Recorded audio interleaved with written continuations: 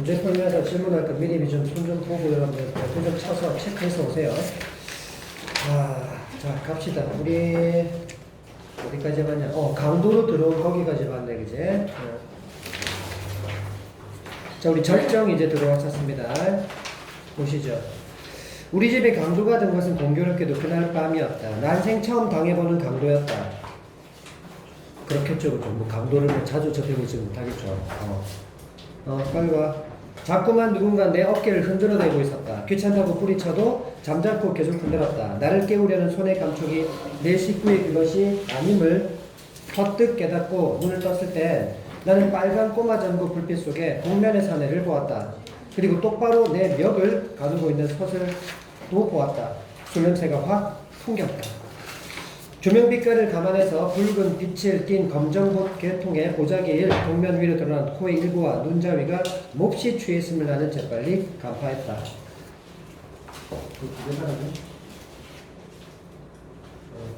끝날 거야.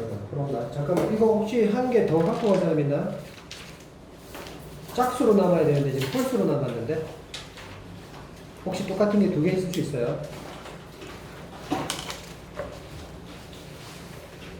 소설 하나랑 반통해물 하나 이렇게 두 개 가져가야 되는데 혹시 끼어 있을 수 있어요? 다시 한번 확인했어요.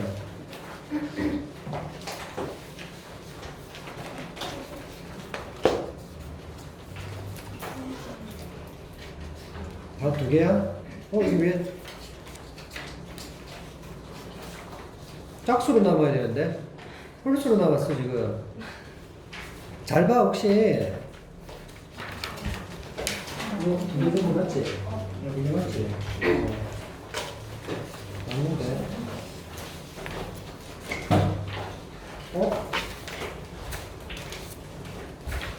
희한하네.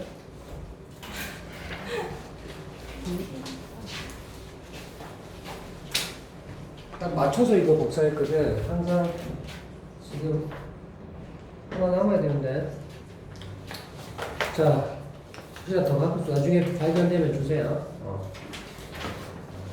자, 우리 여기까지 봤었죠, 이제? 이제 뒤에 갑니다. 일어나! 얼른 일어나라니까. 자, 나 왜, 여기도 읽었네? 미역국이었다. 여기까지 읽었네? 자, 강도가 이렇게 초보자라는 것을 알게 해주는 그 장면들이 계속 봤다, 이제. 그리고 영상 좀 보고 왔지? 그 뒤에 뜯겨서 간다. 당연히 봤을 거라 믿는다. 일어날 테니까 칼을 약간만 뒤로 물려주시오. 강도는 내가 시키는 대로 했다. 내놔. 얼른 내놓으라니까. 내가 다 일어나 앉기를 기다려 강도가 속삭였다. 속삭였네? 내놔. 얼른 내놓으라니까. 이렇게 얘기했지, 그지?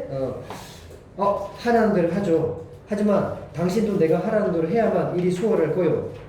누가 지금 그지 강도 당하면서 이런 말을 할 수 있을까요?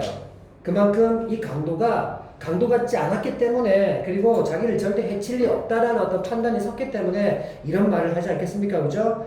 이런 초보 같은 강도에게 오히려 어떻게 하면 강도 짓을 더 편하게 할 수 있을지 조언해주고 있습니다, 지금. 잔뜩, 그러니까 의심을 품고 쏘아보는 강도를 향해. 이거 봐. 이 강도가 자기한테 너무 이 사람이 잘해주니까 강도도 지금 뭔가 당황스럽기도 하고 뭔가 나를 아나? 이런 의심이 지금 품을 수밖에 없는 장면인 거예요. 이거 좀 중요한 장면입니다. 왜냐하면 이 권씨는 뭐가 강하죠? 자존심이 강한 사람이야. 근데 자기를 강도라고 대우하지 않고 권씨다라는 느낌으로 나를 대우했다면 자존심 아마 더 무너질 거야 지금. 그래서 이게 중요한 장면들입니다. 나는 덧붙여 말했다. 저기 집안에 현금은 변변찮소. 화장대 위에 돼지 저금통하고 장롱 서랍 속에 아마 마누라가 쓰다 남은 돈이 약간 있을 거요. 그 밖에 돈이 될 만한 건 이 당신이 알아서 챙겨가시오. 이런 착한 그죠? 사람이 어디 있어요? 그러니까 봐, 또 강도가 더 의심을 지금 합니다, 이렇게. 그래서 가볍게 움직이려 하지 않았으므로 나는 시험삼아 조금 신경질까지 부려봅니다. 아니, 마누라께서 한바탕 소동을 벌여야만 시원하겠소? 난처해지기 전에 나를 믿고 일러주는 대로 하는 게 당신한테 이럴 거요? 나를 믿으래요. 이거는 누가 봐도 그제 강도가 권씨라는 걸 아마 이 사람이 오씨가 그제 눈치채지 않았을까라는 것도 그런 장면이 있죠. 한 차례 길게 심호흡을 뽑은 다음 강도는 마침내 결심을 했다는 듯 이부자리를 돌아 화장대 쪽으로 향했다. 얌전히 구두까지 벗고 봐 이거 봐. 아니 강도짓 하러 들어온 사람이 누가 지금 신발까지 벗고 들어와? 양말 바람으로 들어온 강도의 발을 나는 그때 비로소 볼 수 있었다. 내가 그렇게 염려를 했는데도 강도는 와들와들 떨리는 다리를 옮기다가 그만 부주의하게 우리 아들 동준이의 발을 밟은 모양이었다. 그러니까 걸으면서도 막 다리가 더더더더더 떨리고 걷고 있다는 말이야. 얘가 얼마나 어설퍼, 그죠? 자, 그래서 동준이가 갑자기 칭얼거리자 그는 즐겁을 하고 엎드리더니 녀석의 어깨를 토닥토닥 거려줍니다. 지가 아빠야? 자, 이렇게 순진합니다. 강도가. 녀석이 도로 잠들기를 기다려 그는 복면 위로 칙칙하게 땀이 밴 얼굴을 들고 일어나서 내 위치를 흘끔 확인한 다음 본격적인 작업에 들어갔다. 터지려는 웃음을 꾹 참은 채, 자, 뒤에서 보고 보세요. 얼마나 웃겼겠습니까, 이게. 강도의 그 애교스러운 행각을 시종 주목하고 있던 나는 살그머니 상체를 움직여 동준이를 잠재울 때 이부자리 위에 떨어진 시카를 집어들었다. 와우. 강도로서 자기가 들어왔던 본분마저 지금 다 있었어, 이제. 시칼도 내려놓고 가버려. 연장을 이렇게 함부로 굴리는 걸 보니 당신 경력이 얼마나 되는지 알만합니다. 그러니까 이런 말이 강도인 권씨 입장에서는 자기를 얕보는 말인 거잖아요. 그죠? 이게 얼마나 또, 그지? 자존심에 스트레스가 났겠습니까? 내가 내미는 칼을 보고 그는 기절할 만큼 놀랐다. 아니, 칼이 왜 당신이? 나는 사람 좋게 웃어 보이면서 칼을 받아가라는 눈짓을 했다. 그래, 가져가. 그는 겁에 질려 잠시 망설이다가 내 재촉을 받고 후다닥 달려들어 칼자루를 낚아채가지고 다시 내 멱을 겨누었다. 거의 바보 같다, 그죠? 그가 고의로 사람을 찌를 만한 위인이 못 되는 줄 이제 일찍이 간파했기 때문에 나는 칼을 들여준 걸 조금도 후회하지 않았다. 아니나 다를까 그는 시칼을 옆구리 쪽 허리띠에 차더니만 몹시 자존심이 상한 표정이 되었다. 그러니까 평상시에 이런 어떤 일상생활에서 배려를 받았다면 또 모를까. 지금은 강도로 들어왔는데 강도로서 대우를 전혀 안 하고 있으니까 그지? 이 강도가 자존심이 엄청나게 상할 수밖에. 자, 지금 읽었던 장면 크게 어려운 건 없었고요. 계속해서 우리는 권씨라는 인물의 성격 또는 심리가 표정이나 행동 이런 대화를 통해서 계속 우리가 체킹을 할 수 있었다면 다 간접 제시가 된다는 거. 예를 들어서 시칼 들고 막 더더더 떨다는 그 행동이나 아니면 양말 벗고 그저 구두 벗고 양말 바람으로 들어왔던 장면이나 그게 다 뭔데 그만큼 순박하고 착하고 그지 사람 해칠 위인이 못 된다라는 거 아닙니까? 그런 성격을 우리가 행동을 통해서 알았으니까 이거 다 간접 제시가 될 거란 말입니다. 자, 그 다음에 도둑 맞을 물건 하나 없는 제대로 없는 주제 비아냥거리긴. 그래서 경험 많은 친구들은 이때 이 경험 많은 친구가 누구야? 정말 베테랑 강도들을 얘기하지. 우리 집을 거들떠도 안 보고 그냥 지나치죠. 누구 뭐 들어오고 싶어서 들어왔나? 어쩔 수 없는 사정 때문에 어쩔 수 없이 들어온 거지. 자, 여기서 피치 못할 사정이라는 게 권씨 입장에서는 그 아내 그 수술비 때문이겠죠. 나는 강도를 안심시켜 편안한 마음으로 돌아가게 만들 절호의 찬스라고 판단했다. 그래서 그래, 그 피치 못할 사정이라는 게 되게 그렇습니다. 가령 그 식구 중에 혹시 누군가가 몹시 아프다든가 아니면 뭐 빚에 몰려서 그래서 어쩔 수 없이 강도짓을 하는 사람도 있다죠. 이런 말 뒤에 하고 싶었겠지. 자, 그런데 이 말은 지금 나의 실수입니다. 왜요? 내가 이 말을 했다는 건 다루지 내용상 오늘 있었던 일이잖아요. 그죠? 그러니까 권씨는 더 의심할 수밖에 없었고 아마 이 사람이 나를 아는 것 같다라는 생각까지 이제 결정적으로 했을 것 같아요. 그 순간 강도의 눈이 의심의 빛으로 가득 찼다. 이거 봐요. 너무나 화가 난 나머지 이가 딱딱 마주칠 정도로 떨면서 자존심 옥수를 상했던 거죠. 그는 대청마루를 향해 나갔다. 내 옆을 지나쳐갈 때 그의 몸에서는 역겨울 만큼 술 냄새가 확 풍겼고 그가 허둥지둥 끌어안고 나가는 건 틀림없이 갈기갈기 찢어진 한 줌의 자존심이었을 것이다. 애당초 내가 의도했던 바와는 달리 내 방법이 결국 그를 편안케 하기는커녕 오히려 더욱더 낭패케 만들었음을 깨닫고 나는 그의 등을 향해 외쳤다. 다시 애당초 의도했던 바 그게 뭔데? 그러니까 그 위에서 강도를 안심시켜서 돌아가게 만들 절호의 찬스라고 아까 얘기했잖아요. 그게 내가 의도했던 바였는데 그 결과는 자신의 의도했던 내가 아니었네요. 그를 편안케 하기는커녕 더욱 그를 자존심 상하게 만들어버렸으니까 그게 낭패케 만들었다는 얘기 아닙니까? 그런데 이까지만 해서도 모를까? 그 뒤에 또 한 방 더 먹이죠. 물론 나는 배려한다고 한 말입니다. 어렵다고 꼭 외로우란 법은 없어요. 혹 누가 합니까? 당신도 모르는 사이에 당신을 아끼는 어떤 이웃이 지지 당신의 어려움을 덜어줬을지 결국 내가 도와줬으니까 걱정하지 말고 다른 생각하지 말고 그냥 집에 돌아와. 나 아무 일 없었든지 그렇게는 해줄 테니까 이렇게 돌려 말한 거죠 이거를. 그러니까 개수장마 그따위 이웃은 없다는 거 난 똑똑히 봤어. 난 이제 아무도 안 믿어. 자 결국 낮에 자신의 부탁을 거절했던 걸 또 이렇게 얘기하는 거 아니겠습니까? 그러니까 이런 사회적 약자가 그제 의지할 데 없는 이런 어떤 상황에 빠졌을 때 얼마나 그제 깊은 배신감, 절망감 이런 거 느꼈겠어요. 그런 현관에 벗어놓은 구두를 신고 있었다. 그 구두를 보기 위해 전등을 켜고 싶은 충동이 불현듯 일었으나 나는 꾹 눌러 참았다. 현관문을 열고 마당으로 내려선 다음 부주의하게도 그는 시카를 들고 왔던 자기 본분을 잊고 엉겹결에 문간방으로 들어가려 했다. 아 이런 진짜 지가 강도인데 그죠? 문간방 들어가면 어때? 지가 권십니다 라는 인정하는 셈이 됐잖아. 그러니까 이거를 나타나는 막아야 된단 말이야 지금. 그래서 그의 실수를 지적하는 일은 훗날을 위해 나로서는 부득이한 조치였다. 즉 무시가 이 방으로 들어가 버리면 결국 자기가 강도라는 걸 인정하는 셈이니까 어떻게든 막아야 된다. 그래서 어떻게? 대문은 저쪽인데요. 문간방 부엌 앞에서 한동안 멍해 있다가 망연자실 이윽고 그는 대문 쪽을 향해 느릿느릿 걷기 시작했다. 그러니까 집으로 들어가려고 한 사람을 결과적으로 좀 내가 내쫓은 셈이 돼버린 거야. 그지? 아 대문에 다다르자 그는 상체를 뒤틀어 이쪽을 보았다. 이래봬도 나 대학까지 나온 사람이요. 아까 낮에 했던 말과 똑같은 말이죠. 그죠? 끝까지 강도라는 걸 탈로 놨어도 자존심만은 지키겠다는 그런 대사겠죠. 뭐 누가 뭐랬나? 느닷없이 또 그는 자기 학명을 밝히더니만 대문을 열고는 보안등 하나 없는 칠흑의 어둠 저편으로 자진해서 사라져버렸다.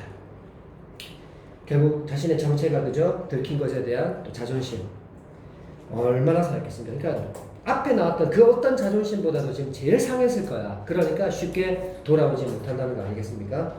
나는 대문을 잠그지 않았다. 그냥 지쳐놓기만 하고 들어오면서 문간방에 들러 권씨가 아직도 귀가하지 않았음과 깜깜한 방 안에 어미아비 없이 남매만이 새우잠을 자고 있음을 아울러 확인하고 나왔다. 아내는 잠옷바람으로 팔짱을 끼고 현관 앞에 서 있었다. 아내도 깼네. 무슨 일이라도 있었어? 아무것도 아니야. 잃은 물건이 하나도 없다. 돼지 저금통도 화장대 위에 그대로 있다. 아무것도 아닐 수밖에. 다시 잠이 들기 전에 나는 아내에게 수술 보증금을 대신 내준 사실을 비로소 이야기했다. 이런 말 들으면 또 아내는 또 기분 나쁘죠. 한참 말이 없다가 아내는 벽쪽으로 슬그머니 돌아누웠다. 이거 봐. 내 행동이 못마땅한 거야. 그치? 이걸 행동으로 보여준 거죠. 떼일 염려는 없어. 우리 전셋돈 받아둔 거 있잖아. 무슨 일이 있었군요. 아내가 다시 이쪽으로 돌아누웠다. 우리 집에 들어왔던 한 어리숙한 강도에 관해서 나는 끝내 한마디도 내비치지 않았다. 왜요? 아내가 알면 또 괜히 또 권씨 대하는데 좀 뭔가 좀 서로가 불편해질 거 아닙니까? 그지? 그러니까 끝까지 나는 권씨를 배려하는 차원에서 그지? 이렇게 말 안 해줬습니다. 자 여기까지가 절정이었고요. 이제 마지막 결말 남았습니다. 자 갑니다. 이튿날 아침까지 권씨는 돌아오지 않았다. 출근하는 길에 병원에 들러보았다. 수술 보증금을 구하러 병원 문 밖을 나선 이후로 권씨가 거기에 재차 발걸음한 흔적은 어디에서도 찾아볼 수 없었다. 그 다음날, 그 다음 날도 귀가하지 않았다. 그가 행불이 된 것이 분명해졌다. 그리고 본인은 그게 아니었다 해도 결과적으로 내 방법이 매우 잘못됐음도 이제 확연히 밝혀진 셈이었다. 그러니까 처음부터 그저 수술비를 빌려줬거나 그랬으면 이런 문제가 안 생겼을 건데 결국은 뒤늦게 연민을 느끼고 또다시 이렇게 좀 어설픈 배려를 했다가 결국 아예 돌아오지 못하게 만드는 것에 대한 스스로에 대한 자책을 하고 있는 거죠. 복면 위로 드러난 두 눈을 보고 나는 그가 다름 아닌 권씨임을 대뜸 알아차렸다. 보세요. 밝은 아침에 술이 깬 권씨가 전처럼 나를 떳떳이 대할 수 있게 하려면 그 복면의 사내를 나는 끝까지 강도로 대우하는 그 길뿐이라고 판단했었다. 그렇죠? 알지만 끝까지 모른 척하는 게 배려였던 거죠. 그래서 아무 일도 없었던 듯 병원에 찾아가서 죽지 않은 아내와 새로 얻은 세 번째 아이를 만날 수 있게 되기를 기대했던 것이다. 이게 다 나의 의도인데, 그지? 결과는 달랐지만. 현관에서 그의 구두를 확인해 보지 않은 것이 뒤늦게 후회되었다. 왜요? 이 구두라는 것이 바로 어떻게 보면 이 권씨의 분신이자 그 자체야, 지금. 그러니까 구두가 어떤 식으로 이렇게 좀 정리정돈이 되어 있는지 상태를 보면 이 사람이 돌아올지 말지 어느 정도 가늠이 될 수 있다고 생각했던 거야. 문간방으로 들어가려는 그를 차갑게 일깨워 준 것이 영 마음에 걸렸다. 아까 그게 뭐였지? 대문은 저쪽입니다 라는 그 말이죠. 어떤 근거인지는 몰라도 그 구두의 손질 정도에 따라 그의 운명을 예측할 수도 있지 않았을까 하는 생각이 드는 것이었다. 나오네 여기에. 구두코가 유리알처럼 반짝반짝 닦여있는 한 자존심은 그 이상으로 광빨이 올라져 있었을 것이며 그러면 나는 안심해도 좋았던 것이다. 그러니까 구두가 깨끗이 손질되어 있는 상태를 보면 그 사람의 자존심도 그죠? 많이 올라와 있는 상태이기 때문에 그래도 뭔가 나쁜 짓을 하거나 그지? 뭐 정말 극단적인 어떤 행동을 하지 않을 거라는 생각이 어떤 안심이 들 수 있을 것 같단 말이야. 그러면 자기의 배려에 대해서 더 이상 스스로도 자책을 안 해도 될 수 있고 그때 그가 만약 마지막이라는 걸 염두에 두고 있었다면 이때 마지막이라는 게 뭐예요? 다 찢어진 자존심을 부여안고 막 터덜터덜 나가면서 이래봬도 대학 나온 사람이요 하고 나갔을 때 이게 마지막이었다면 다시는 돌아오지 않는다는 뜻이거든요. 그러면 다시는 돌아올 수가 없으니까 쪽팔리니까 그러면 마지막으로 자식 얼굴 한 번이라도 한 번 더 보려고 들어가려고 했던 것일 수도 있다 이 말이야. 그럴 때 나는 그걸 그러면 어떻게 한 거야? 막아버린 거잖아. 대문 저쪽이다 나가라 그랬으니까. 만약 그게 정말 그게 마지막이라는 걸 염두에 두고 들어오려고 했던 행동이라면 내가 그 사람을 막은 거나 다름없는 것이고 그때 그 권씨의 마음은 얼마나 아팠을까라는 또 내 자책성 생각을 하는 거예요 여기서. 자, 그래서 마지막이라는 걸 염두에 두고 있었다면 새끼들이 자는 방으로 들어가려는 길을 가로막는 그것이 그에게는 대체 무엇으로 느껴졌을 것일까? 엄청나게 미안하죠 그러면 더. 아내가 병원을 다니러 가는 편에 아이를 죄다 딸려 보낸 다음 나는 문간방을 샅샅이 뒤졌다. 방을 내준 후로 밝은 낮에 내부를 둘러보긴 처음인 셈이었다.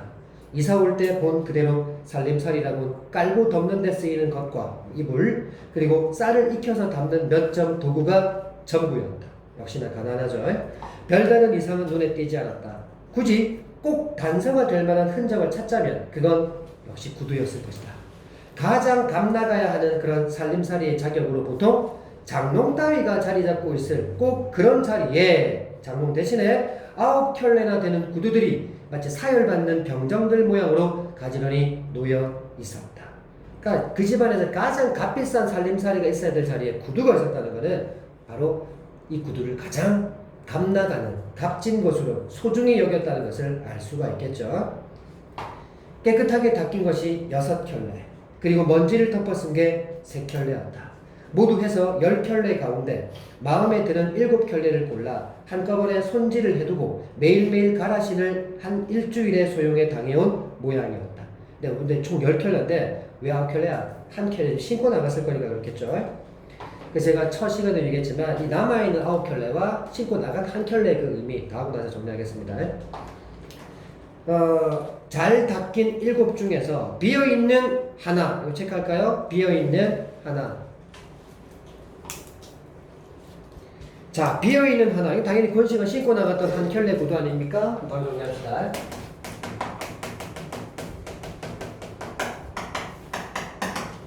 지금 이걸 신고 나갔다는 것은 더 이상 돌아오지 않는 상태고 앞으로도 안 돌아올 것 같으니까 결국 뭐예요 이거? 행방불명이 됐다는 것을 또 의미할 수 있겠지 그지? 정리합시다.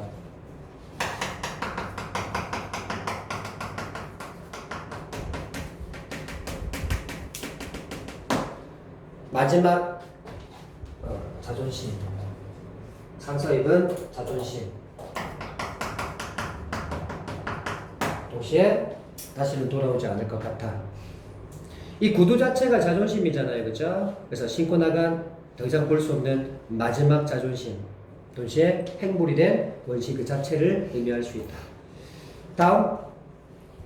자, 그렇게 비어있는 하나를 생각하던 중 나는 한 켤레의 그 구두가 그렇게 쉽게는 돌아오지 않으리라는 걸 알딸딸하게 깨달았다. 권씨의 행부를 알리지 않으면 안 될 때였다. 내 쪽에서 먼저 전화를 걸기는 그것이 처음이자 마지막이었다. 나는 되도록 침착해지려 노력하면서 내게 이웃을 사랑하게 될 거라고 누차 장담한 바 있는 그 이순경을 전화로 불렀다. 이 이순경, 이 소설 우리가 교과서에 처음 나올 때 나왔던 장면 한번 나왔었습니다. 왜요? 전과자니까 동태를 좀 잘 살피세요 라고 나한테 여기 넌지시 일러줬던 그 경찰이었었죠. 그렇죠? 네. 자, 그러면 나머지 9켤레의 구두 의미 정리합시다. 이 9켤레의 구두를 보는 순간 이 집에 얘는 없다는 거잖아요. 그죠? 그래서 권씨는 지금 부재 상황임을, 신을 주인이 없다는 것이죠.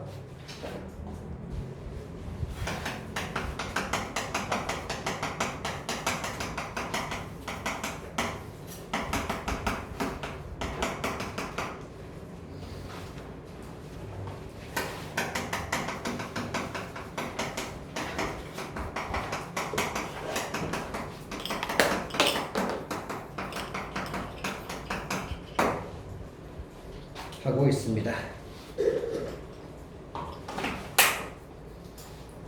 자, 그리고 여러분 이 소설은 이제 이렇게 끝나버렸는데 이 권씨가 어떻게 됐는지 궁금하지 않습니까? 그죠? 그래서 우리가 이런 결말을 뭐라고 한다?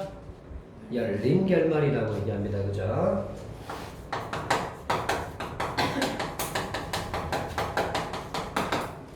주인공의 어떤 운명이라든지, 그죠? 갈등의 어떤 해소라든지 그런 게 뭔가 명확한 느낌이 없이 그냥 끝난단 말이야. 그러니까 당연히 우리 독자에게는 궁금증을 유발할 것이고, 어떤 여운을 남기면서 상상의 몫을 우리 독자에게 남기죠. 이건 다 작가의 의도죠, 의도? 자, 그 다음에 여러분 뒤에 학습활동에 나와 있는 문제들은 아마 다 내용적인 것들은 다 지금 다루었으니까 다 되어 있을 것 같고,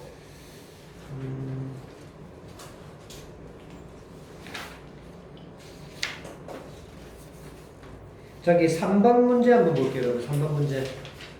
다음은 연작 소설집인 9켤레의 구두로 남은 사내에 실린 직선과 곡선의 일부였다. 본문과 다음 소설의 시점을 비교한 후, 자, 시점 너무 중요한 소재라고 그랬죠. 서술자가 작품에 미치는 그 영향에 대해 한번 말해보자 그랬습니다. 우리가 이 작품은 권씨가 주인공이잖아요. 그죠? 그럼 나는 오 선생은 서술자로 나로 등장했으니까 1인칭 관찰자 시점이었단 말이야. 그지? 그러면 이 3번은 어떤 시점인지 비교해 볼게요. 역시 인물 중심으로 찾아가야 됩니다. 가볼게요.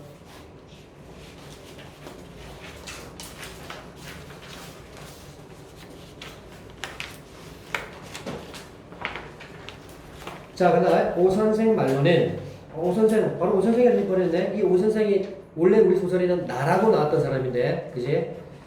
훗날의 일을 생각해서 강도를 끝까지 강도로 대우해서 보낼 작정으로 취한 부득이한 조처였다고 그러지만 내 눈에, 자, 내 나왔네, 나 1인칭에 내 눈에 비친 그의 거동은 강도범이 다름 아닌 자기네 문간방 사내임을, 즉 권씨임을 일찌감치 간파하고 사람을 여지없이 조롱하고 경멸하는 투가 시종일관 처음부터 끝까지 분명했던 것이었다. 자, 그럼 이 내는 누굽니까 지금? 권씨잖아요. 권씨의 심리, 권씨 입장에서 지금 이제 이야기해주고 있단 말이야. 그럼 1인칭 주인공 시점이 돼버린 거잖아. 이제 서술자가 난데 내가 권씨고 내가 주인공이니까. 그러면 뭐 밑에는 다 안 읽어도 될 것 같고요. 이 문제를 냈던 의도는 뭡니까? 자, 우리 본문에서는 1인칭 관찰자를 썼기 때문에 주인공인 권씨의 내면까지는 파악할 수가 없었단 말이야. 그런데 1인칭 주인공 시점을 써버리면 주인공의 내면 심리 상태를 다 말해줄 수 있다는 얘기죠. 그게 가장 결정적인 차이입니다. 네. 역시 우리가 시점 공부할 때 다 정리했던 것들이라 어려울 건 없었네요. 주인공의 심리 또는 내면 세계를 얘기해주냐 못하냐 차이. 자, 그 다음에 네 번째 이야기 반통의 물 들어가겠습니다.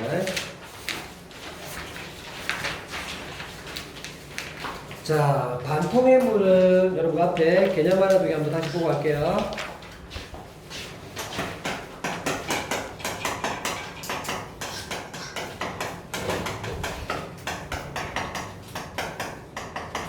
나이덕 작가의 현대 수필이죠, 그죠? 그래서 이제 우리가 3단원에는 이 작품을 통해서 이제 문학의 4가지 갈래가 이제 다 끝납니다. 무슨 갈래요? 교술 갈래입니다, 그죠? 자, 첫사랑부터 시작해서 서장 그리고 우리 결혼으로 빠졌지만 극갈래까지 다 해서 마지막 교술 갈래 이제 마지막이에요. 여러분 그때 두근두근 내 인생 시험 쳤나? 아 거기서 극갈래 쳐가지고 아마 이번에 뺀 것 같다. 결혼을 그러면. 자 그러면 교술 갈래. 이 교가 뭐야 여러분들? 흔히 교훈, 가르칠 교자를 쓰는 한자는 이 교훈 생각하시면 됩니다. 물론 다른 문학의 장르도 우리한테 교훈을 줄 수 있지만 이거는 진짜 이야기잖아요. 찐이란 말이야. 그래서 작가의 경험을 통해서 깨달음을 준다. 그죠? 그래서 우리가 모의고사에서도 10파트에 줄글에 산문 영역의 글이 하나 끼어 있으면 그거 다 뭐야? 무조건 수필이다 그랬어요. 소설은 항상 늘 따로따로 나타나니까 시에 현대시건 고전시건 가나 밑에다가 예를 들어 이런 줄글 하나가 더 있다. 무조건 수필입니다. 그래서 수필은 항상 복합 세트로 이렇게 구성되어 나타나죠. 자, 이 수필을 읽으실 때는 항상 어떤 생각을 해야 되냐면 그래, 너의 경험은 그거야. 그건 금방 사다요. 그래서 결국 너가 우리한테 말하고자 하는 바가 뭐냐? 그 작가의 가치관, 그 사람의 세계관, 그게 바로 깨달음 속에 담겨 있을 수밖에 없어요. 그래서 이거 찾는 게 제일 중요한 겁니다. 자, 그러면 교술 갈래 대표적으로 우리가 수필이 있죠, 그죠? 근데 수기라고 들어가나? 수필 같은 건데, 뭐랄까, 약간의 어떤 차이를 얘기하자면, 다 경험을 가지고 얘기는 하는데, 약간 장애를 겪었다든지, 또 심한 어려움을 겪었다든지, 그런 걸 다 극복해낸 이후의 이야기를 보통 수기라는 말을 많이 써요. 근데 역시 경험 측면에서 이런 이야기 한다는 점은 다 수필에 들어갑니다. 그리고 우리가 또 뭐 있죠? 일기도 쓸 수 있죠? 자기 하루 동안 경험을 솔직하게 쓰는 글인데, 물론 숙제 옛날에 어릴 때 막 한다고 그지? 막 10일 한 달 막 몰아가지고 그지? 막 거짓말 쓰면서 일기 쓸 때도 있었겠지만, 그러면 안 되죠, 그죠? 이게 실제 경험을 통해서 쓰는 글입니다, 그죠? 또는 뭐 편지 글이라든지, 감상문이라든지, 이제 기행문이라든지, 여행하고 쓴 거. 이런 것들이 다 교술 관리에 들어간다는 얘기예요. 그러니까 우리가 수필만 생각해서는 안 된다. 자, 그럼 이제 대표적으로 이제 우리 수필을 하니까 교술 관리의 첫 번째 수필이 중요한 어떤 특징들이 있죠. 첫 번째, 아무나 쓸 수 있죠. 보세요, 우리 아무나 쓰잖아요. 그지? 그래서 우리가 지금 뭐라고 한다? 비전문적인 글이다 라고 얘기하지. 두 번째, 맞춰봐. 기억 쉬워. 그냥 아무 초성 내지 말고 수필이다. 자기 경험을 통해서 어떤 깨달음을 얘기한다 라고 생각한다면 기억 쉬워. 힌트. 다른 사람이 아닌 나만의 것이야. 다른 사람의 그런 경험이나 그러니까 나만의 경험이야. 거기서 나만의 생각인 거야. 다른 사람과 구별되는 고유한 나만의 것. 고유한 성질. 고유한 성질. 개성이라는 거죠, 그죠? 개성. 하마터면 나 개 같은 성질 나올 뻔했다.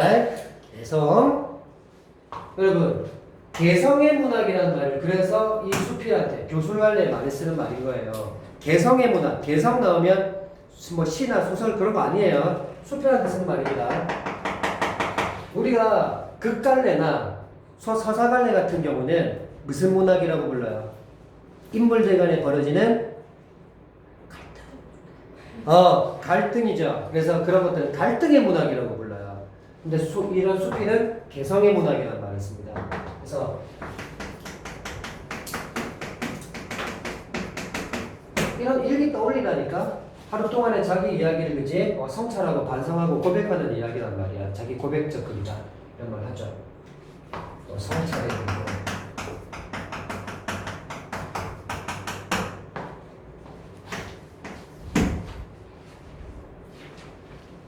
자, 그 다음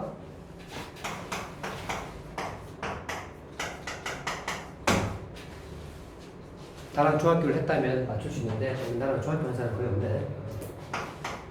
자, 이 말은 우리가 이런 수필이나 일기 같은 거 쓸 때 재료가 정해져 있습니까? 아니죠? 아무거나 써도 되죠, 그렇죠? 그런 소재가 다양하다는 말의 뜻입니다.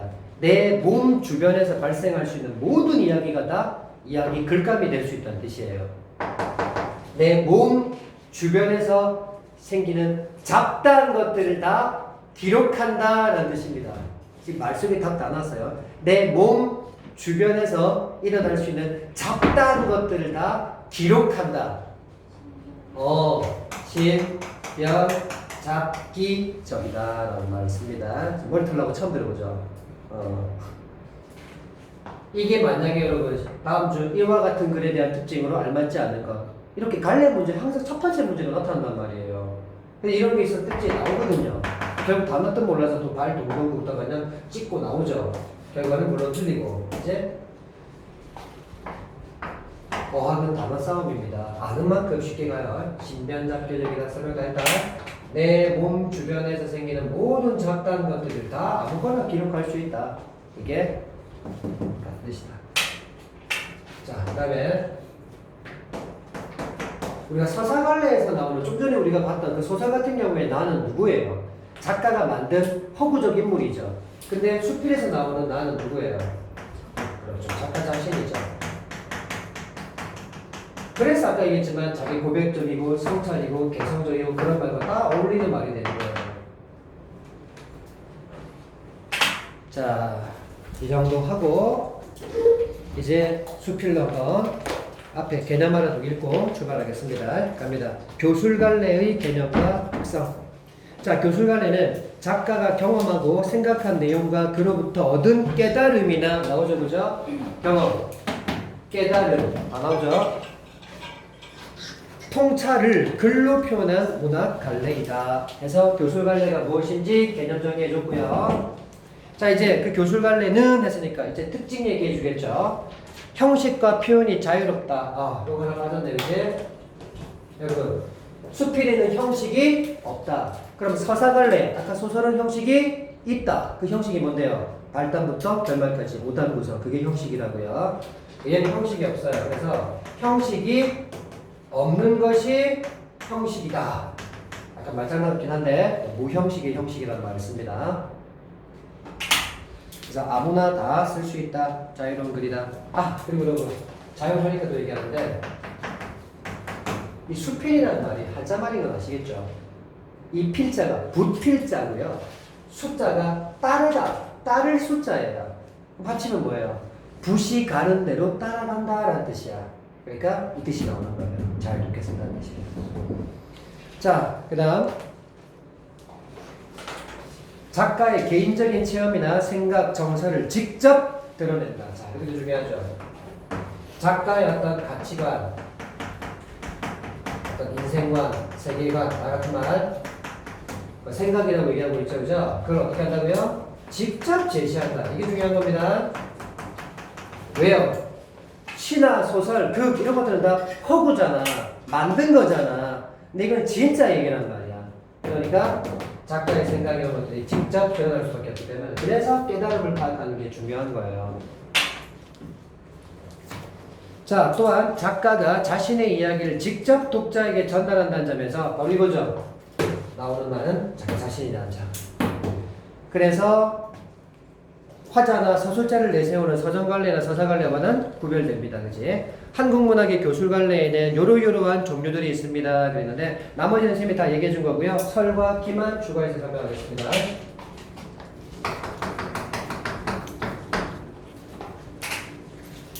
우리 지금 모의고사 같은 거 풀다 보면요. 아까도 얘기했죠. 수필이 항상 끼어 나옵니다. 복합 세트로. 그때 제목 끝에 보세요. 무슨 설, 무슨 기 이렇게 제목 끝에 이 두 개가 붙어 있으면요 그냥 고전수필입니다. 고전수필. 물론 현대작가가 설이나 기 따위 어떤 형식을 빌려서 쓸 수는 있어요. 근데 모의고사에서 나오는 웬만한 거의 99%는 고전수필입니다. 그냥 다. 그러니까 여기서 우리는 설과 기를 가지고 어떤 차이를 조금만 배워두고 갑시다. 설 같은 경우는요 이거 그대로입니다. 자신의 경험, 체험을 통해서 깨달음이나 교훈을 이야기하는 게 바로 설이에요. 그런데 우리 설 들어가는 작품 중에 배운 거 있나? 혹시 이옥설 배웠나? 그 비 맞아가지고 집 수리한 그 이야기, 방치했다가 뭐 그런 거까지 하기가 배웠나? 그럼 슬견설, 이 잡아 죽이고 개 잡아 죽이고 그런 이야기인데 배운 적 없나 이런 거? 좀 참아설, 말을 빌려 탄 이야기 이런 건데 모르나? 네. 고1 맞다 너희들 그지? 고2 정도 된다지 이런 얘기는 모른다 그런 혼나는데 뭐 고1이니까 이해할게. 근데 중학교를 나랑 보냈으면 다 아는 거예요. 다 했던 겁니다. 이게 지금. 자, 그래서 이 설은 그냥 경험을 통해서 깨달음을 이야기하는 건데 기는 뭐냐? 기는 설은 말씀설자 말한다는 뜻이고요. 기는 기록한다는 뜻입니다. 그러니까 크게는 수필에 다 들어가기 때문에 자신의 경험을 통해서 어떤 이야기를 전하는 건 다 같아요. 베이스는 같아요. 근데 어떤 좀 차이점이 있냐면 보통 기는 옛날에 했던 사람들 보면 집을 짓잖아. 그럼 이 집에 꼭 이름을 부여하는 거 알아? 몰라? 앞으로 그런 거 많이 듣게 될 거야. 집을 짓게 되면 꼭 이 집 이름을 짓습니다. 만약에 여러분이 뭐 가방을 하나 샀다. 뭐 여러분 좋아하는 것도 뭐 있나? 뭐 폰을 하나 샀다. 그리고 뭐 아니면 뭐 헤드폰을 샀다 그러면 이 아이들한테 이름을 부여하는 거지. 예를 들어 약간 미신경 같기도 한데 어쨌건 자기만의 어떤 그런 물건에 어떤 이름을 주는 거야. 옛날 사람들은 집에 그런 이름을 많이 붙여놨어요. 그래서 여기 현판이라고 해서 여기다 뭐뭐비 아니면 뭐뭐정 뭐뭐루 이런 식으로 집 이름을 많이 붙여요.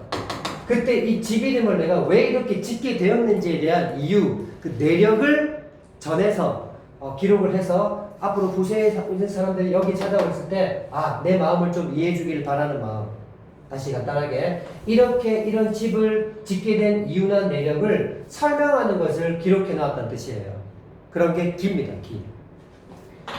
뭐 수제기라고 해서 정약용 선생 알죠? 정약용, 다산 정약용. 그 사람이 자기 큰형님이 그 집을 이렇게 지었는데 그 집 이름이 수호제라는 집 이름이야. 나를 지키는 집 이런 뜻이거든. 제가 들어가는 집이라는 뜻이거든.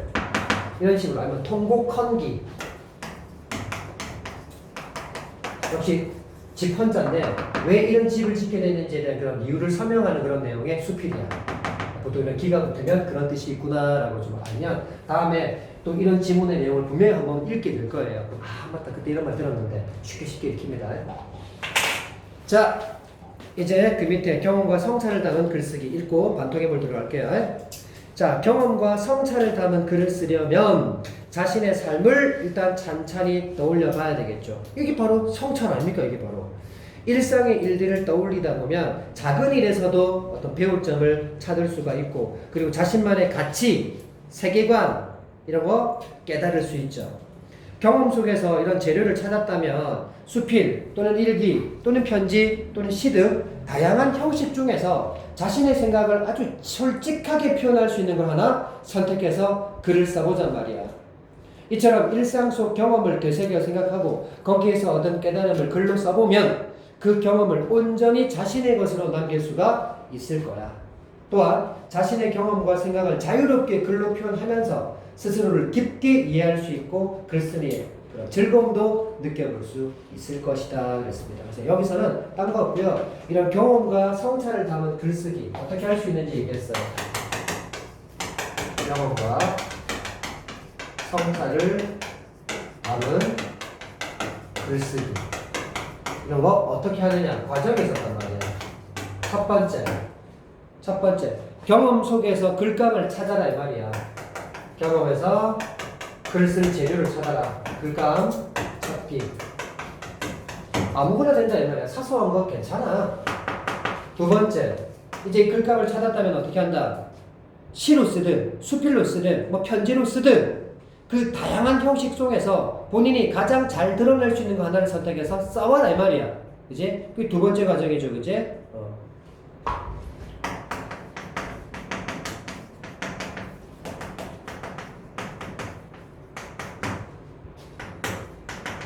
하나를 선택해서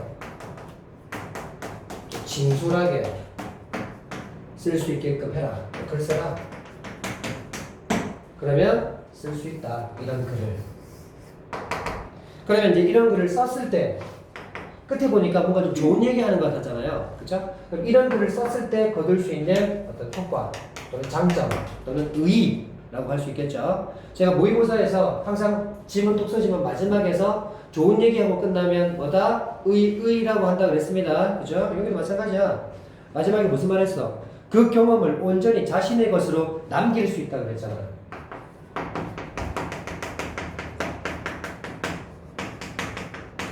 썼으니까 남기는 거 아닙니까? 그죠? 근데 아무 생각도 그냥 쓰지 않고 생각만 했다 그러면 결국 시간 지나면 잊혀질 거야. 근데 썼잖아. 그러니까 온전히 내 것으로 남게 될 거야. 두 번째, 스스로를 깊게 이해하고 또 글쓰기의 즐거움도 느끼게 될 거라는 거지. 왜 스스로를 깊게 이해할 수 있을까? 나를 성찰했잖아. 성찰하는 글이었잖아. 그지? 자, 그러면 반통해볼 들어가 보겠습니다.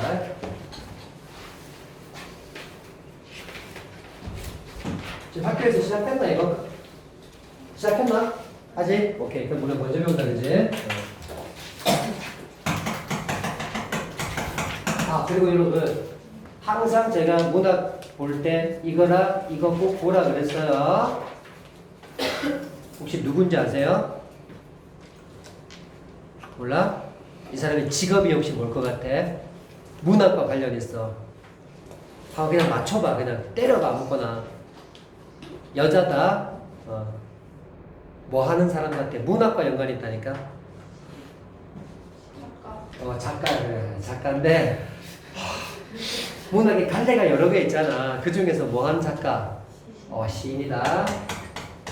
이런 얘기를 왜 하냐면 나중에 여러분 나이덕 작가 작품이 아주 많이 나옵니다. 그때 여러분이 이런 작품과 또 이 사람의 다른 작품을 보면서 문학이라는 거는 사고 텍스트성이라는 말이 있어. 들어봤어?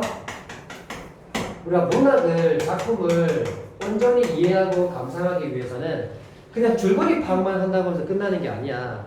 이 작품을 만든 작가의 생각, 사상 또는 이 작품을 읽는 독자는 어떤 깨달음을 얻었고 이 작품이 만들어질 당시의 시대적 상황, 사회적 분위기는 어땠는지 이런 건 여러분 외제적 관점 해가지고 다 배웠던 거 아닙니까? 그죠? 근데 그거 말고도 작품과 또 다른 작품이 있지. 우리가 A라는 작품을 읽다 보면 이 작품하고 내가 저번에 봤던 저 작품하고 좀 비슷한데? 이런 생각할 수 있잖아요. 작품과의 어떤 연계성 그런 걸 사고 텍스트성이라고 얘기를 해요. 그러니까 우리가 작품을 제대로 감상하려면 이거 읽었던 작품하고 유사한 어떤 비슷한 어떤 내용들의 작품들을 떠올릴 수 있을 만큼 여러분 더 이 작품을 깊이 있게 이해하는 거예요. 그런 걸 전문용어로 상호 텍스트성이라고 얘기해요. 제가 자꾸 이런 고등부기 때문에 이런 객단적인 이야기를 더 많이 들려주는 거예요.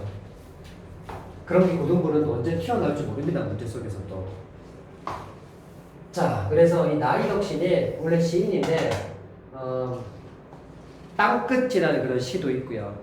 그리고 배추의 마음이라는 그런 시도 있고 시 물론 많습니다. 근데 수필도 정말 잘 쓰시는 분이에요. 혹시 중학교 때 자기 학교에서 이런 거 있었나 모르겠다. 실수라는 그런 수필도 있었는데 그러니까 어떤 내용이냐면 어떤 그 중국의 각희원이라는 사람이 아내에게 편지를 보내는데 아내한테 안부를 보내야 돼. 그러니까 좀 떨어져 있거든. 그래서 나는 잘 지내고 당신 어떻게 잘 지내요? 아이들은 잘 커요? 뭐 이런 내용을 적었어. 근데 편지 봉투에 담은 건 빈 봉투를 담아서 보낸 거야.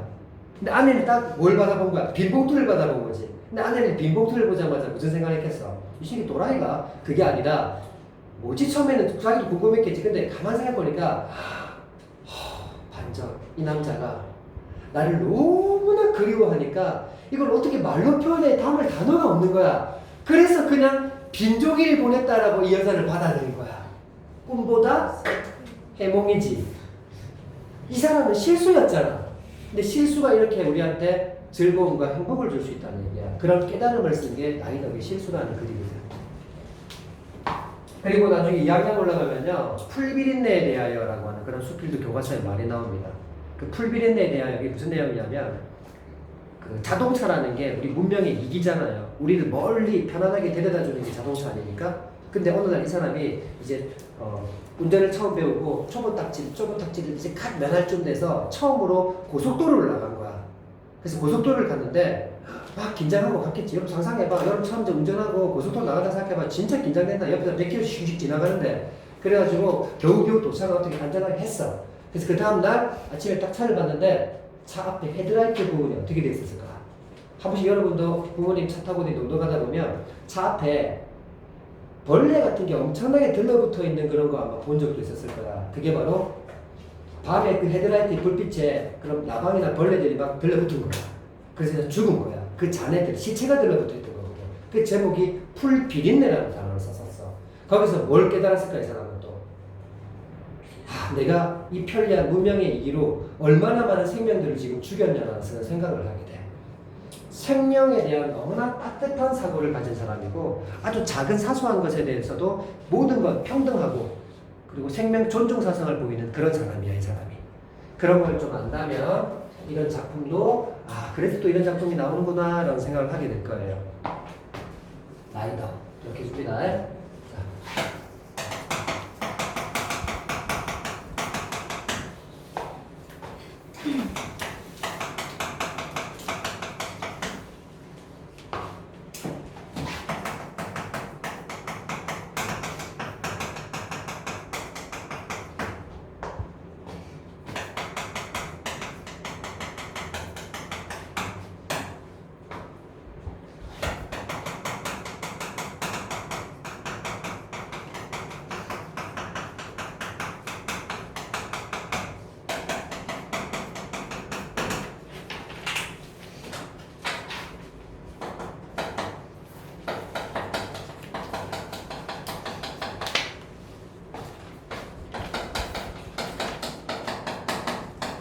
역시 수필은 뭐다? 깨달음이다. 뭘 깨달았느냐? 이게 중요하다. 여기서는 지금 한 개의 깨달음이 아니라 몇 개의 깨달음이 나올 거예요.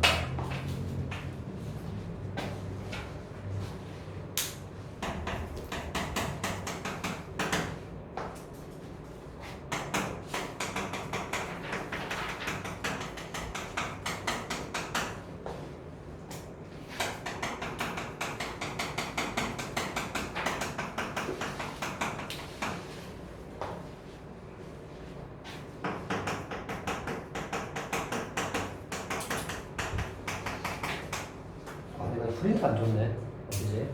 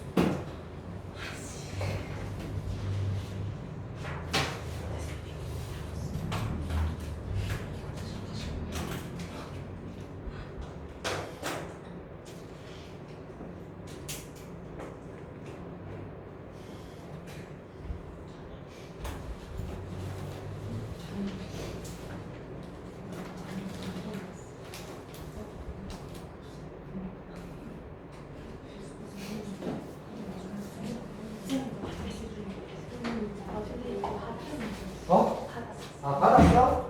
진작에 말하지. 야. 어딨어? 있어? 종이 아깝잖아. 환경을 생각해야 되잖아, 지금. 우리가. 자, 보자. 반통의 물. 학습 목표 볼게요. 교술갈래로서의 수필의 특성 지금 다 얘기 드렸습니다. 그리고 어떻게 형상화하느냐 경험을 통해서 깨달음으로 자신의 삶에서 의미 있는 경험을 떠올려보고 그 정서를 표현하는 글을 우리도 한번 써볼 수 있다면 이 단원 잘 배운 거다. 자, 현대 수필이고요. 성격 다 있죠. 그리고 제재는요 금방 썼습니다. 밭을 그 가꾸는 일이었네요.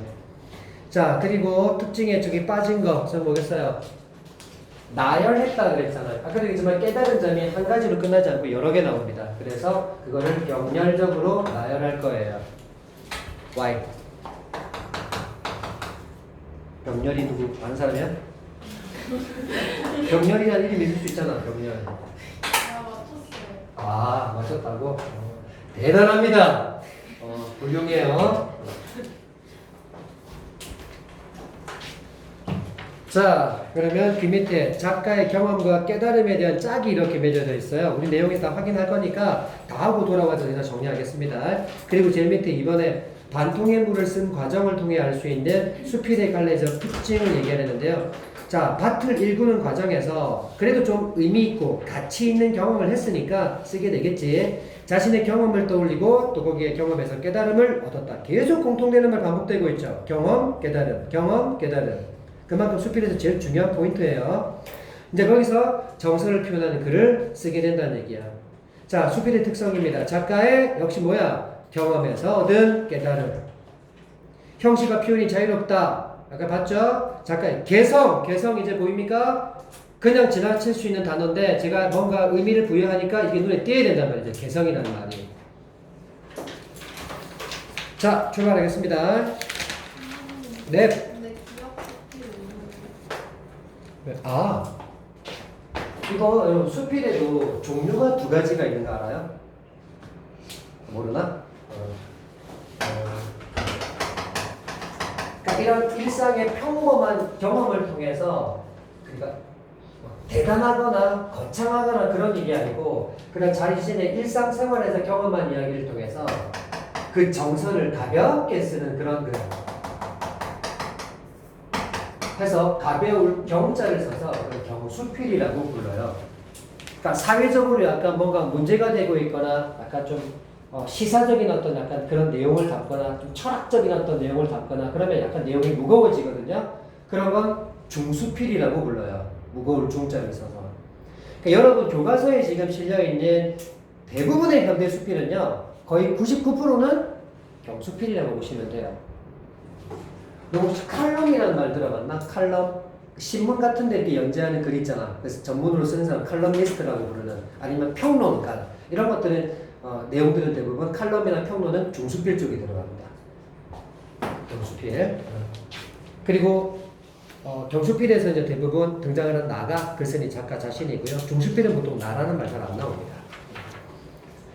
자, 갈게요. 반통의 물 내용 간단하니까.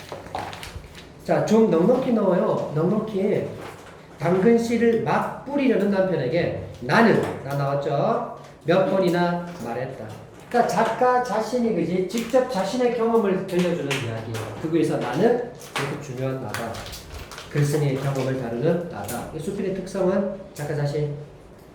자, 다른 씨앗들은 한번 키워봤기 때문에 감을 잡을 수 있겠는데 부추씨와 당근씨는 올해 처음 뿌리는 것이라 옷들 얼마나 해야 될지 그 대중이 서지 않았던 것이다. 그 대강도 잘 모르겠다. 게다가 아까부터 밭 주변을 종종 거리는 참새 서너 마리가 어쩐지 마음에 걸린다. 왜요? 밭에 씨를 뿌려놓으면 얘들이 쪼아 먹을 것 같으니까. 그게 작년에 자기가 했던 경험입니다. 작년에도 보세요. 너무 얕게 씨를 뿌려 낭패, 실패를 본 적이 있기 때문이다. 그러니까 이 참새가 더 마음에 걸리죠. 또. 씨 뿌린 지 2주일이 넘도록 싹이 나오지 않아 웬일이냐 했더니 새들이 와서 잘 잡숫고 간 뒤였다. 그제야 농부들이 씨를 뿌릴 때 적어도 3알 이상씩 심는 그 이유를 알 것 같았다.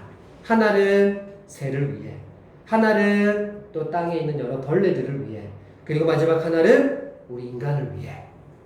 이 마지막 문장 뭔가 따뜻하지 않아요? 그죠? 혹시 여러분 까치밥이란 말 들어봤나? 이거 우리 문제 풀면서도 한번 문제 나왔던 것 같은데, 그지? 까치밥 뭐였지? 겨울철 날아다니는 새들이 먹이가 없단 말이야. 그치? 그래서 우리가 나무에서 과일들을 딸 때 일부러 다 안 따고 몇 개 남겨둔단 말이야. 그게 까치밥이지, 그치? 바로 인정의, 배려의 상징 아닙니까? 그치? 그런 느낌 있죠, 이것도. 그러니까 결국은 자연과도 이발새 같은 자연과 조화를 이루고 함께 한다는 그런 사고, 가치, 생각이 담겨있는 행동들이란 말이야, 이게. 아까도 처음에 얘기했죠? 나의 덕이 그런 사람이라고요. 아주 사소한 것에도 이제 모든 게 평등하다는 생각을 가지고 생명의 어떤 하찮은 건 있을 수 없다. 생명의 어떤 존중 사상을 가진 그런 사람이야. 자, 워낙 넉넉히 그래서 뿌린 탓인지 쏟아 부은 거 아이가 이거. 새들이 당근 씨를 별로 좋아하지 않는 탓인지 당근 싹은 좀 늦긴 했지만 그래도 촘촘하게 돋아났어. 처음엔 그 어렵게 튀어낸 이쁜 싹들을 솎아내느니 차라리 잘고 못생긴 당근을 먹는 게 낫다고 그냥 뒀다. 그러나 워낙 자라는 속도가 빨라 자리를 잡지 못하고 밀려 나오는 뿌리가 하나둘이 아니었다. 왜요? 왜요? 이유가 뭘까요? 카페 나왔는데 땅이 있어. 씨를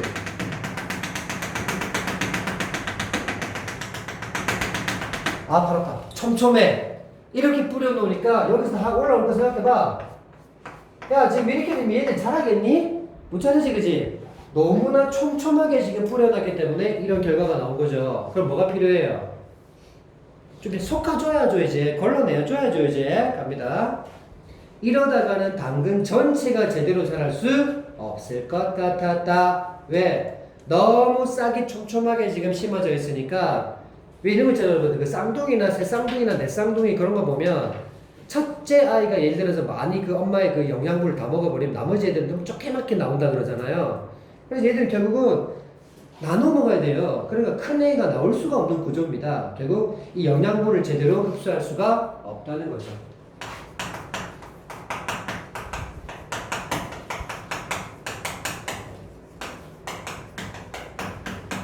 그래서 좀 정리가 필요하겠습니다. 솎아주기가 필요합니다. 갑니다. 그것을 보면서 이렇게 촘촘하게 심으면 안 되겠다. 막 삐져나오는구나. 이걸 보면서 식물에게는 적절한 거리라는 것이 매우 중요하다는 생각이 들었다는 말을 세 글자로 바꾸세요. 깨달았다는 얘기잖아. 깨달음. 이 밭구는 경험을 통해서 뭘 하나를 깨달았단 말이야. 지금 이렇게. 사람과 사람 사이에서도 이런 도조사가 뭔데? 자연이나 인간이나 같다는 거잖아요.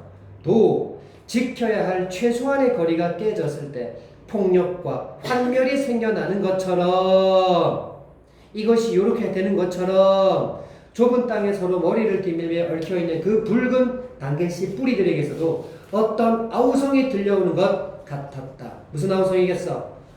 좀 답답해요. 좀 떨어져요. 거리 좀 유지해줘요. 뭐 이런 거겠지? 사람 같았다 이런 소리를 냈겠지?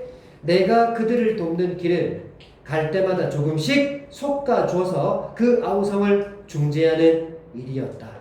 여기서 솎아주어서 아우성을 중재한다는 얘기는 그 위에 나왔던 말로 바꿔치기 하면 뭐 해줬다는 얘기야? 기억 리을.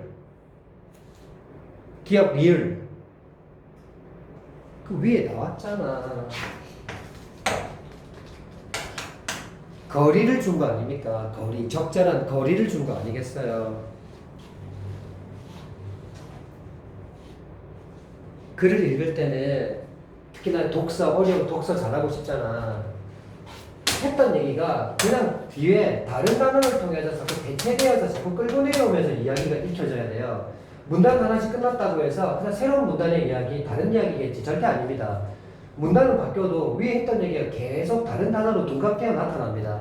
계속 이어져요. 끌고 내려오면서 읽어야 돼요. 그래야 독해를 잘할 수 있어요. 그러니까 여러분 아직은 그냥 우리가 읽고 있는 이 부분에 계속 초점을 맞출 것 같아서 하는 얘기입니다. 그래서 위에 계속 끌고 내려오면서 생각하면서 읽어야 돼요. 자, 다시. 내가 그들을 돕는 길, 그들은 누군데? 이 촘촘하게, 그지? 얽혀있는 그런 어떤 싹들이겠죠. 그래서, 갈 때마다 조금씩 솎아줘서 그 아우성을 중재하는 일이었다. 바로 이 식물들 사이에 적절한 거리를 만들어준다는 겁니다. 우리 인간도 마찬가지잖아요. 이 거리라는 게 깨졌을 때 여기 나오지만 폭력과 환멸이 존재한다 그랬잖아. 최소한의 적절한 거리는 필요하다는 겁니다. 식물이건 인간이건. 자, 그러면 여기서 이제 우리는 하나 정리하고 갈게요. 어떤 경험을 통해서 깨달음을 얻을 건데 그 첫 번째 경험 뭡니까? 당근이 뭔가 이렇게 잘 자랄 수 있도록 거리를 준 거, 그죠?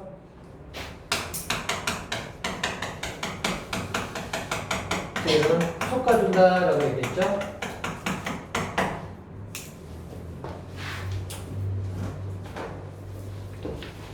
이걸 통해서 뭘 느꼈다?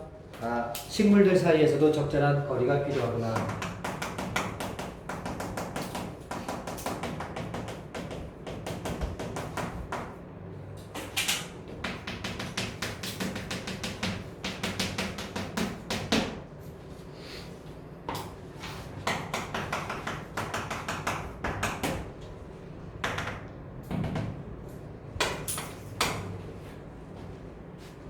자, 그리고 여러분 여기서 아주 중요한 내용 전개 방식이 하나 나옵니다.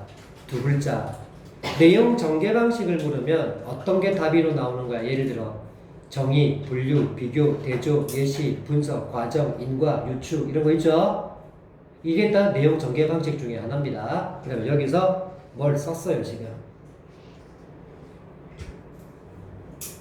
지금 머리 쓰고 있죠? 머리 쓰라고 있는 거 있죠? 지금 내가 말했던 것 중에 답이 하나 있단 말이야. 이게 이렇게 되는 것처럼 이것과 유사한 이것도 이럴 거야 라고 추리하는 방법. 유추잖아, 유추. 유추 썼어. 뭐와 뭐 사이에 유추라고? 당근과 사람 사이에 유추잖아. 당근도 너무나 촘촘하면 못 자라. 적절한 거리가 필요하듯 사람도 그렇더라 이 말이야. 그지? 유추. 유추는 여러분 여기 만약에 문제에서 이 말 안 쓰고도 이 부분을 예를 들어서 뭐 A로 묶어놨다 이렇게 A에 사용된 내용 전개 방식과 같은 걸 찾으시오 해서 선택지 5개 준단 말이야. 그럼 여긴 다 생전 처음 보는 내용들만 나올 거란 말이야. 그럼 유추라는 기준을 세워놓고 그 유추에 해당하는 걸 서로 찾아야 된단 말이야. 문제는 항상 그렇게 나오죠. 뭐 중학교처럼 이거 뭐 썼게 이렇게 물으면 문제 안 나온단 말이에요. 그러면 유추 찾는 가장 쉬운 방법을 얘기해 줄게요. 바로 우리 직유법 쓸 때 쓰는 연결어 있죠. 원관념과 보조관념을 직접 이어주는 연결어 있단 말이야. 뭔데 예를 들어 뭐뭐처럼 뭐뭐 같이 뭐인 듯 뭐 있냐 이런 말 있죠. 그런 거 많이 써요. A가 이러이러한 것처럼 B도 이러이러하다 이렇게 얘기하거든 보통. 하지만 이런 연결어가 없어도 그런 말을 충분히 넣어서 생각해 볼 수 있다면 들어있는 거랑 마찬가지인 거예요. 내가 또 이렇게 얘기하면 이 4개만 무조건 생각하는 거야. 이 4개 안 보이면 유추 없다 또 생각한다 할까봐 또 이런 얘기를 하는 거야. A와 B가 있어. 비슷하대. A는 이런 하위 요소들, 구성 요소를 가지고 있어. 얘도 비슷하게 갖고 있다 이 말이야. 그럼 얘는 이걸 갖고 있어. 근데 얘는 모르겠어. 근데 우리가 이런 여러 하위 구성 요소들이 비슷한 게 많이 공유할수록 결국 이 아이도 이 아이 B를 가지고 있을 거라고 추리해낼 수 있잖아 충분히. 그런 게 유추란 말이에요. 자, 계속 갑니다.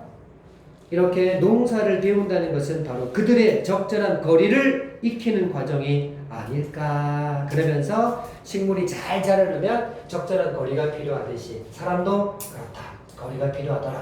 라는 첫 번째 깨달음 얻었고요. 다음. 미운 풀이 죽으면 고운 풀도 죽는다는 그런 속담이 있다. 인용했네. 인용. 내용 전개 방식 중에 이런 거 인용이 되잖아요. 미운 풀이 죽으면 고운 풀도 죽는다는 속담. 무슨 말이야?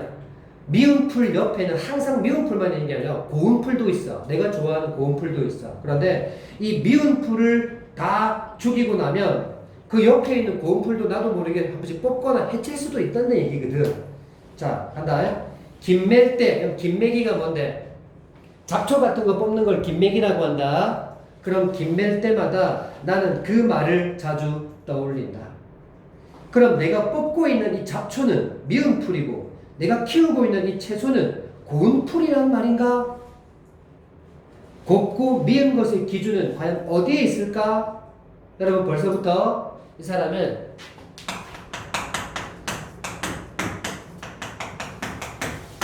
이걸 미운 풀, 고운 풀이라고 지금 표현을 쓰고 있지만 정말 이 사람은 이걸 나누어서 보는 사람일까? 미리 얘기해줬잖아. 그런 사람 아닙니다. 이 사람은 다 소중하다고 여기는 사람일 거예요. 분명히. 가볼게. 다시. 그럼 내가 뽑고 있는 잡초는 미운 풀이고 키우고 있는 채소는 과연 고운 풀이란 말인가? 이렇게 질문의 의도가 뭔데? 아니라는 얘기를 하고 싶은 거야. 선행법 아니야. 그지? 곱고 미운 것의 기준은 과연 어디에 있을까? 있을까 과연? 없어. 사람이 먹을 수 있느냐 없느냐에 따라 잡초와 채소를 구분해서 하나는 죽여도 되고 하나는 살리는 것이 이른바 농사다. 아, 그러면 이건 뭐 먹으니까 죽이고 이거 먹으니까 살리고 이게 뭐라고? 농사예요.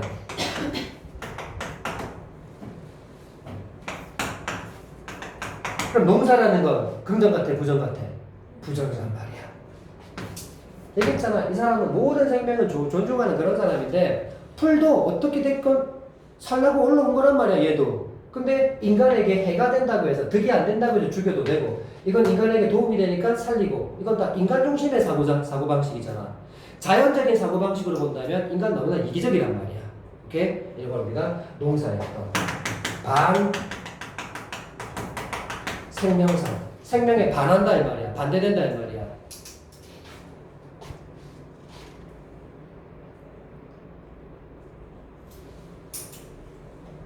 자, 그럼 이 사람은 결국 뭘 추구하려고 하냐면 모든 것이 함께 공존해야 된다는 걸 생각하는 걸까요?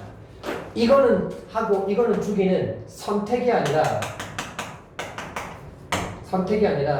모든 것이 함께 살아가는 동전을 더 추구하는 사람이 그 나이독시야.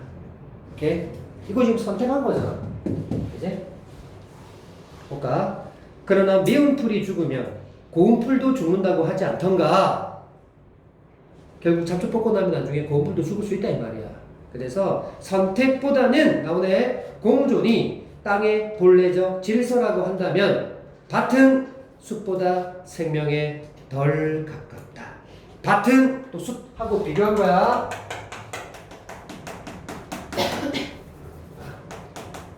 밭은 숲보다 생명에 덜 가깝대. 그럼 여러분 이 문장을 뒤집어 보세요. 생명에 더 가까운 게 그럼 뭐라는 얘기인 거야? 숲이라는 얘기인 거잖아. 그치? 생명에 더 가까운 건 숲이다. 왜? 숲은 모든 게 다 함께 살아가는 공간이니까. 하지만 밭은 인간, 즉 농부에 의해서 선택된 공간이었으니까. 자, 그래서 밭을 일구면서 가장 고민되는 문제가 바로 이 풀이다. 사람의 손이 미치기 오래전부터 이 둔덕에는, 이 땅에는 명화주도 있고 저 둔덕에는 개막초도 피고 저 고랑에는 돼지풀, 또 이 고랑에는 절칠경이 등등등등. 여러분, 이 나열되고 있는 이 풀들의 공통점이 뭘까요? 맞춰봐. 그렇지, 잡초야. 그들이 바로 이 땅의 주인이었던 거야. 근데 이거 우리 인간이 필요 없다고 뽑아내버린단 말이야. 그 땅의 원래 주인을 쫓아낸단 말이야, 인간들이. 그런데 달갑지 않은 침입자가 나타나서 삽과 호미를 들고 나타났죠. 이 누군데? 인간이겠지. 그래서 그것도 생명을 키운답시고 원주민을 쫓아내니 원주민의 원관념이 뭔데? 그 앞에 나열된 잡초들이잖아. 그게 무슨 법이야? 의법이네. 풀들을 사람처럼 원주민 사람에 비유했잖아. 그러니 사실 원주민 풀들에게는 명목이 서지 않는 노릇이다. 무슨 말이야? 잡초들을 죽이면서 생명을 키운다고 하니까, 생명을 죽이면서 생명을 키운다고 하니까 이게 명분이 서지 않는 말이죠. 그렇죠? 그렇다고 풀을 그냥 내비두면 뿌려놓은 채소들도 자라지 못하게 되니까 어느 정도는 뽑아줘야 한다. 이런 안절부절 덕분에 내적 갈등이죠. 우리 밭에는 채소가 반이고 잡초가 반이 되어버렸대. 변명 같지만 다른 밭보다 우리 밭에 풀이 무성한 것은 나의 게으름 때문만은 아니다. 이제 이래지 그지? 게을러서 안 뽑은 게 아니란 말이야 이 사람 지금. 뭐 때문이었다? 생명을 다 존중하겠다는 그런 마음 때문이었던 거죠. 자, 만일 그렇다 해도 게으름이 농부의 악덕도 아닌 것이다. 자, 두 번째 깨달음입니다. 이 밭에 난 잡초를 뽑지 않아서 이 자기 밭에 풀이 반이야 지금. 그래서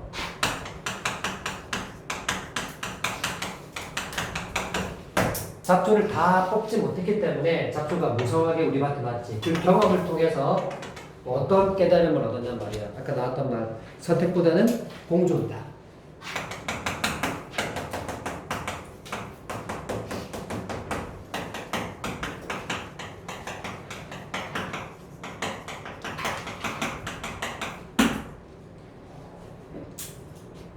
이것이 땅의 본래적 질서라는 것을 깨닫게 되었다.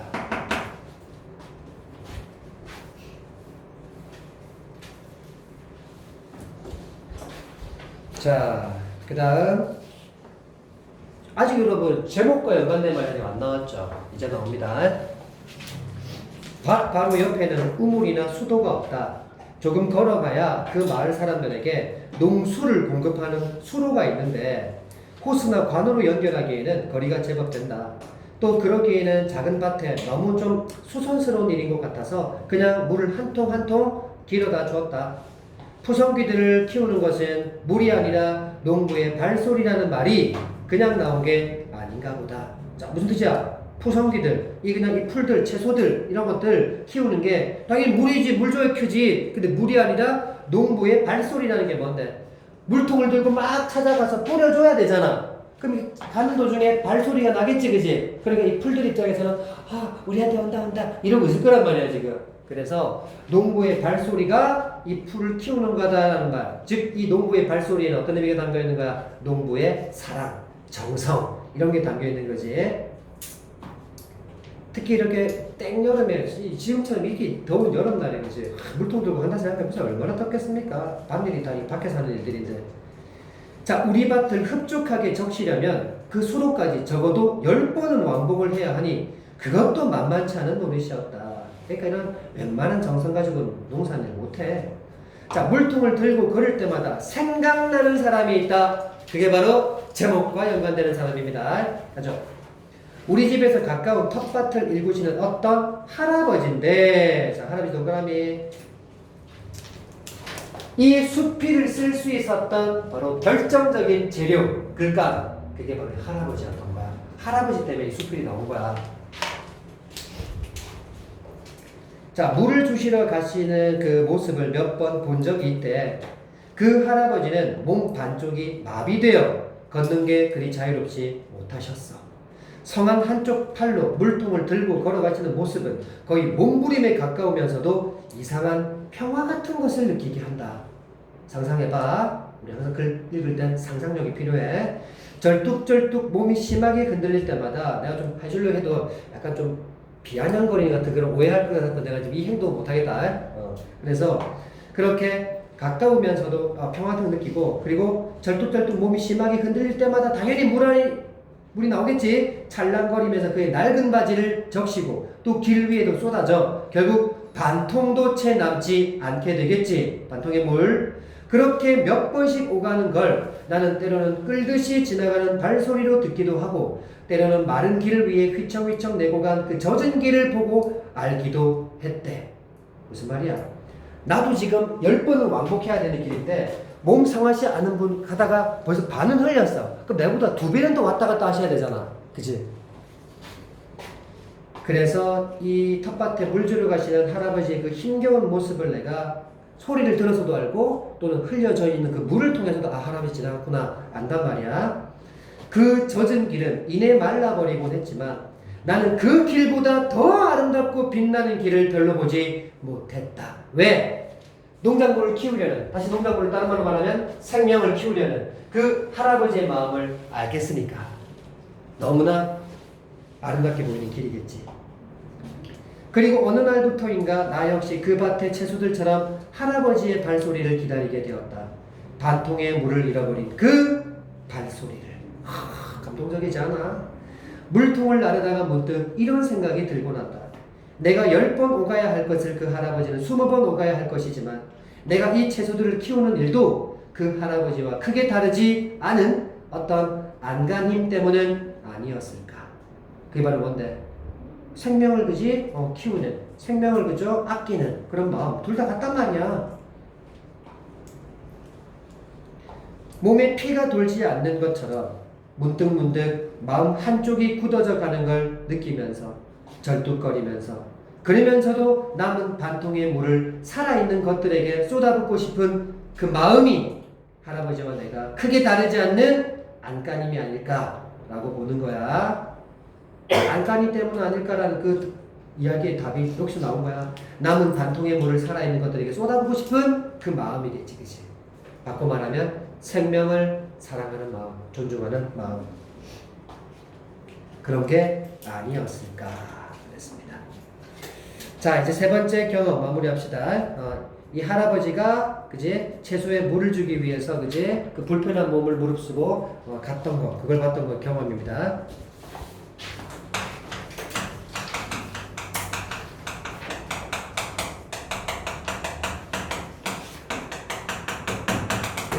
불편한 몸을 이끌고 채소에 물을 주는 걸 경험했죠. 그걸 보면서 뭐 한다?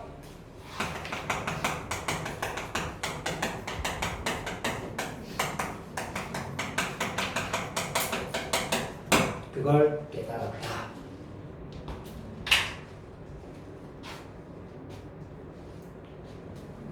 그리고 이 할아버지와 글쓴이 나는 어떤 면에서 닮았다. 생명을 소중히 여기는 마음을 가졌다는 점에서. 그래서 혹시나 모르니까 그 나이도 시중에서 배추의 마음이라는 그런 시가 있거든.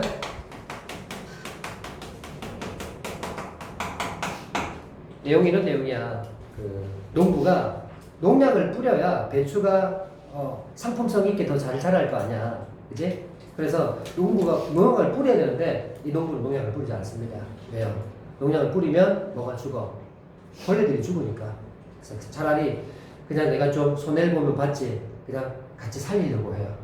그러면서 또 배추가 어느 정도 이렇게 자라잖아요. 그러면 배추 위를 이렇게 좀 묶어줘야 돼요.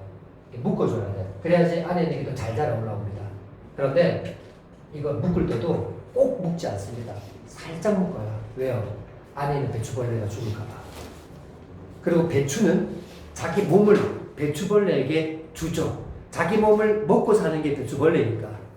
다 배추도 그게 지금 배추의 마음이 나의 마음인 거야. 그런 시야이게. 자, 마지막 이 짤막한 이야기들은 그렇게 밭을 가꾸는 동안 쩔뚝거리던 내 영혼의 발소리 같은 것이다. 그러니까 이제 사람이 직접 농사를 지었기 때문에 이제 이 생명에 대한 그런 어떤 사랑의 이야기를 결국 이렇게 수필로 만들 수 있게 됐던 거야. 감히 농사라고는 할 수 없지만, 내가 하는 게 뭐 농사다라고까지는 말할 수 없지만, 자연과의 행복한 합일, 하나가 되는 것라고도 부를 수도 없지만, 좀 겸손하죠. 이 어둠과 불구에 힘입어 푸른 것들을 만나러 가곤 했다. 그들에게 물을 주고 돌아오는 물통은 언제나 비어있다. 그렇죠. 그럼 물은 곧 그들 이 채소에게 주는, 생명에게 주는 사랑인 거잖아. 흠뻑 주고 왔다 이 말 아니야. 그치? 자, 됐죠? 다 됐고, 아까 제가 미리 드렸던 문제 2개 다음 시간까지 들어오시면 되겠습니다. 자, 오늘 여기까지.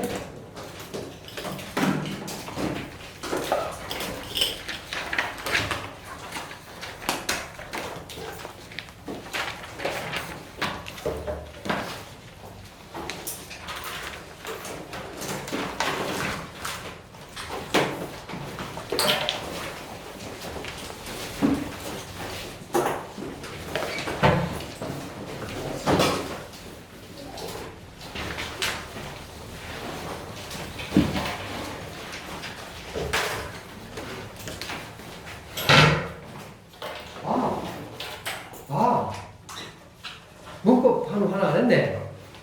얘 말해야지 누가 미리. 맞네. 갑자기 지금 생각난다. 다음 시간에 합시다. 다음 시간에 까먹기 전에 처음부터 문법부터 하고 들어야겠다. 문법 문제 받았나? 7단계. 문법 문제 3개.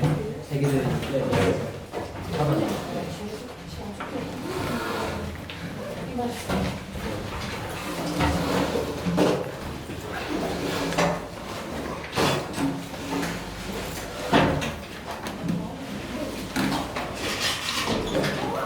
잘가. 수고했어.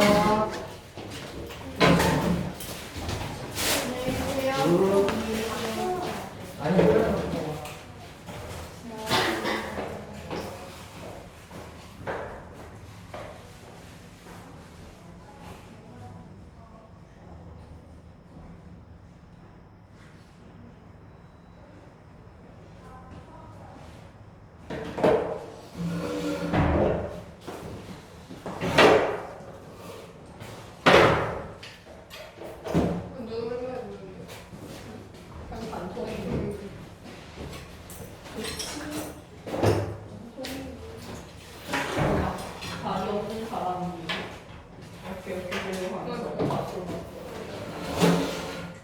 정말 재미없는 숙제입니다.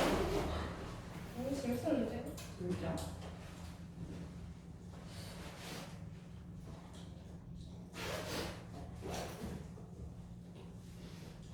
아니, 저 숙제 중에서 완전 내 스타일인 게 제일 맛있는데. 그냥 스킬 음식. 아, 진짜? 그건 진짜 그 직구 치는 거. 난 이번 모의고사 숙제? 뭐지? 물? 그거 좀 재밌었는데. 잘 기더라. 하고 가면은 아니 그 푼줄 안 봤어 다시. 연애서 포기했어, 인생을. 나는 문학까지. 아니, 문학? 아니야 근데 그냥 그냥 배웠어. 그냥 교과서에서 누가 책 많이 읽냐고 보고 싶다. 잘 되시는데.